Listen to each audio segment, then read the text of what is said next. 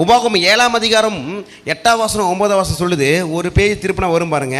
கர்த்தர் உங்களில் அன்பு கூர்ந்ததினாலும், கர்த்தர் உங்களிடத்தில் அன்பு கூர்ந்ததினாலும், உங்கள் பிதாக்களுக்கு இட்ட ஆணையை காக்க உங்கள் வேண்டும் பிதாக்களுக்கு இட்ட ஆணையை காக்க வேண்டும் என்பதினாலும், கர்த்தர் பலத்த கையினால் உங்களை புறப்பட பண்ணி, கர்த்தர் பலத்த கையினால் உங்களை புறப்பட பண்ணி, அடிமைத்தன வீடாகிய எகிப்தினின்றும், அடிமைத்தனத்தின் வீடாக எகிப்தினின்றும், அதின் ராஜாவான பார்வோனின் கையினின்றும், அதன் ராஜாவான பார்வோன் கையில் நின்றும் உங்களை மீட்டு கொண்டார்.